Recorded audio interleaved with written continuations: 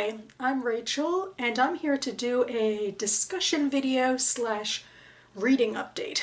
Recently, folks on BookTube have been talking about reader fatigue, the price of critical reading, and the pitfalls of rating systems.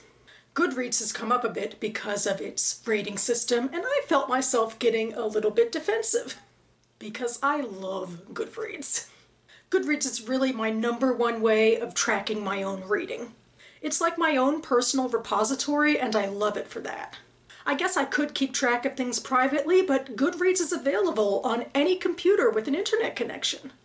Plus, I am curious about interacting with other people, getting likes on my reviews or seeing reviews pop up in my friends' feed. I also like looking at books that I'm about to start reading and seeing popular opinions, like how many people have read the book and what the average rating is. I just wrote a blog at the beginning of the month where I tried to guess the various winners of the GoodReads Choice Awards, which might be my favorite award ever. I tried to guess mostly based on the data of how many people had read each of the nominated books. And I don't even read that much front list. I was surprised that I'd only read one of the books on all of the lists. But it still just really fascinates me. I assume that Amazon might try to look at my own data, and maybe I'm too blasé to shrug about it. I mean, like on BookTube, I'm a pretty small fry on GoodReads anyway. I've never had any negative encounters with authors or other people concerning my reviews or ratings.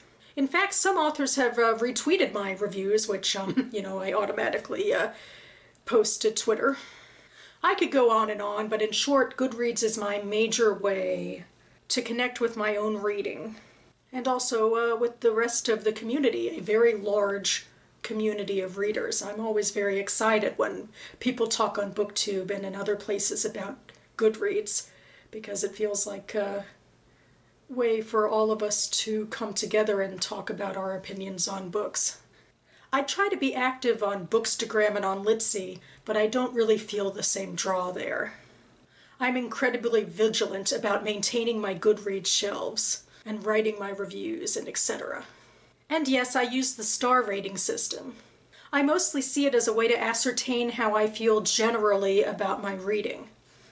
I don't feel the need when I'm reviewing books on BookTube to talk about the ratings, because the reviews are most important to me, both on BookTube and also on GoodReads. I'm insistent upon writing a review for every book that I read, including ones that I add that I've read in the past, because I'm trying to keep a repository of as much as I can remember. And so for some of those past books I can only write a paragraph, but it still means a lot to me to be able to write something about how I feel about every book that I can remember reading. And for the past several years, since I joined GoodReads in 2008, that system has been working well for me.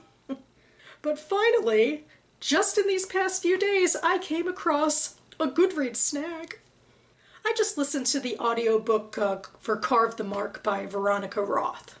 And by the way, I also love creating and editing GoodReads records, so I had a little bit of a thrill when I went to the audiobook record and had to add in one of the narrators. Anyway, with this book I wasn't looking for much. I just wanted some escapist family drama. But I found the book to be more disappointing than I anticipated. I should have trusted Thomas from SFF 180's review. I'll link that below.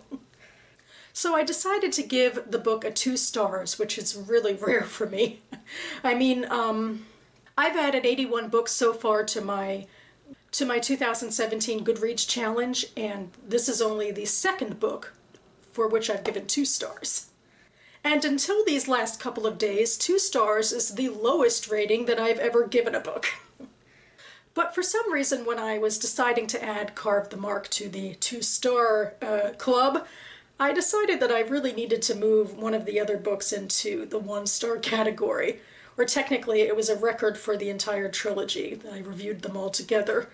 I am talking about 50 Shades of Grey by E.L. James. It now has the honor of being my lowest rated book on GoodReads. But here comes the problem, which, by the way, as we all know, is not a real problem. 50 Shades of Grey is not my least favorite book that I've recorded on GoodReads. That honor goes to Portnoy's Complaint by Philip Roth. I don't know, I'm having an issue with the Roths, apparently. I mean, I can't even talk about this book without getting twitchy. It's just so disingenuous.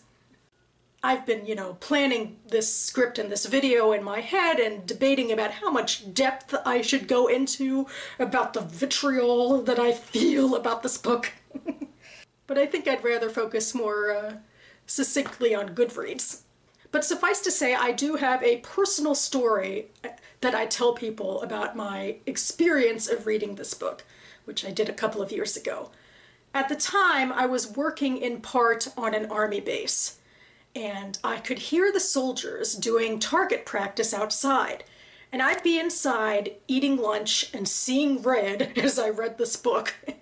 And I'd want to go outside with my library copy and shove it in their faces and say, "Hey, do you need something else to shoot at?"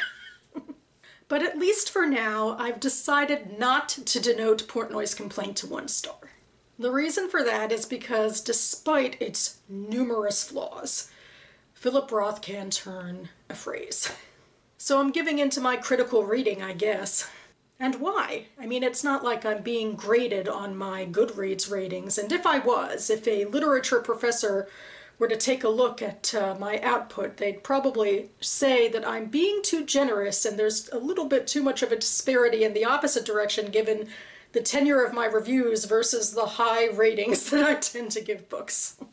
I guess this is where I run into the BookTube argument about how it's silly to rate books at all, and about how little they truly matter. I mean, no matter what I do with this rating thing or whatever, I know that Portnoy's Complaint is my least favorite book. I mean, I assume if I read something like a racist political screed, I'd hate it more, but I tend to stay away from those. And book hatred, or book adoration on the opposite end, I suppose is inherently subjective. One might even claim that it's facile to have a most hated or a most beloved book, which, by the way, my most beloved book for the past few decades has been Daphne's book by Mary Downing Hahn, because adolescent feels. I just remember opening my trunk at Camp Mosheva. It was shortly after I read and loved the book for the first time when I was 11, and my mom included my own copy in my trunk, and she wrote a little note about the titular character and my feelings about her, and fuzzy, fuzzy feelings. So yeah, I suppose there really is no reason for me to hold on to these distinctions, except perhaps as a reminder that I'm human, and that they help me to justify and remember my own personal experiences of reading these books.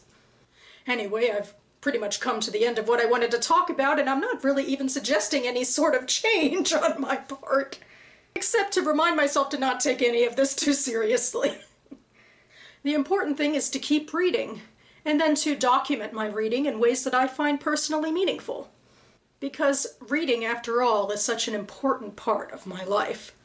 And with that, so too is GoodReads and BookTube. I'll be back soon, I hope, to talk about new books that I'm reading. I hope you're all having a wonderful December in books, whether you are publicly documenting them or not. Thanks so much for watching, and I'll see you next time.